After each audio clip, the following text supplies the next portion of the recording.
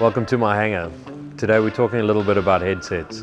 So my wife always complains at me about communication, and that's why headsets are really important for me.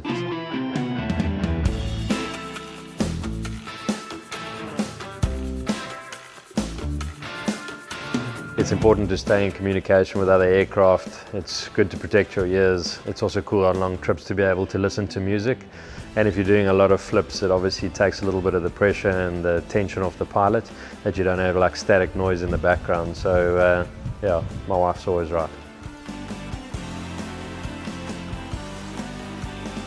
So a lot of people ask, like, where did I start with regards to headsets? And yeah, I mean, the first one for most people is your David Clark.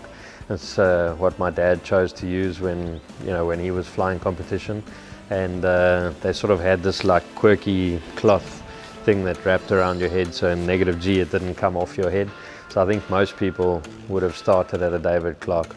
My personal progression was from David Clark to Claridia Loft, which was like a in-ear thing. But yeah, I got really tired of asking Oaks to take long nose pliers and pull the little earbud out of my ear.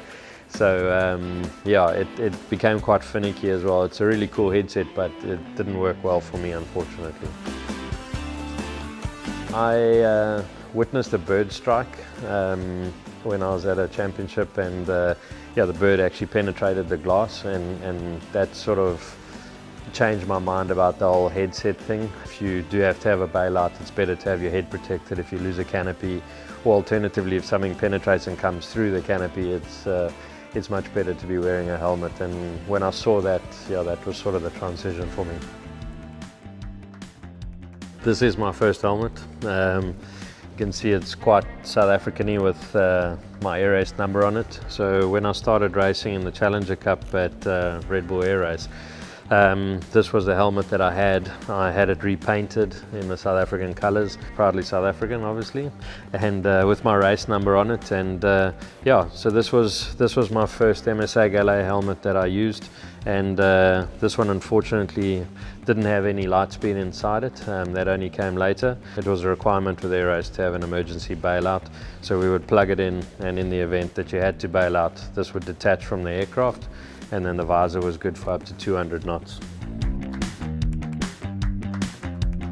This was my second helmet. You'll see this one has a Red Bull logo on it. So even though I was a Red Bull athlete during Red Bull Air Race, we decided not to have me as a Red Bull sponsored athlete for Air Race specifically. It was rather for competition aerobatics. So that subsequently changed yeah, when I got back from Air Race, and I wanted something that I could use in my Gamebird that sort of shared the same designs, but offered me the same protection. So yeah, that's why I decided to go for the MSA Gallet, but we put the Zulu mod in it as well. So noise cancelling, dog-proof, chewable cord with a lifetime guarantee, even if your dog does chew it. And yeah, so this is what I use in most of my aircraft at the moment. So even if I fly something outside of my Gamebird, this is my helmet at the moment. So this is my third and latest helmet. Something really different, something really cool. Yeah, the guys at Weathered Garage did an incredible paint job. It sort of has overlay of like engine and aeroplane and my race number and my initials and stuff, with a cool like sparkly bit, so when it's in the sun it like really sticks out.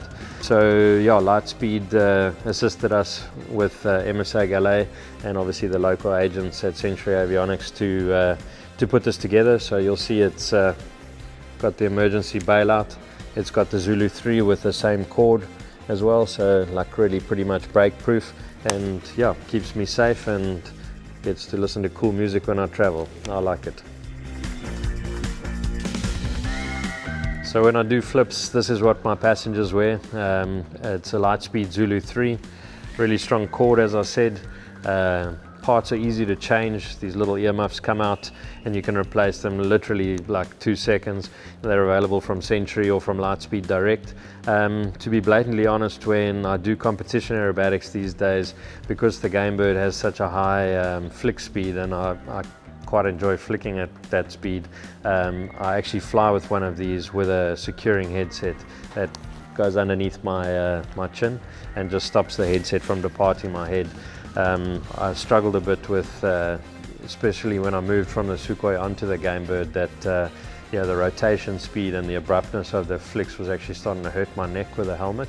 So I choose to fly competition with these directly over the airfield, just with something to keep it on my head. I think the worst thing for me is having to remember to keep a spare set of batteries, because they tend to let you down when you least expect it. So in the Game Bird I always keep 2 spares in the side pocket, which reminds me I actually used them, I must replace them. But yeah, so that's probably the worst thing. I don't have any other real complaints about it. A lot of people ask me what I listen to when I travel. I do a lot of solo flying, so yeah, I've got a lot of time to think, and it varies from Afrikaans music to System of a Down to hard house to deep house to whatever I've downloaded on my phone, because eventually you get to a point where you got no cell phone signal, and you know, if you haven't uploaded the music, then you just got to accept what comes. So don't judge me if you ever see my playlist. So having a headset is definitely an investment into your flying or into your aviation career. I personally love them. I don't think that you'll be sorry if you had to get one, but yeah, don't take my advice, just go and get one and try it for yourself.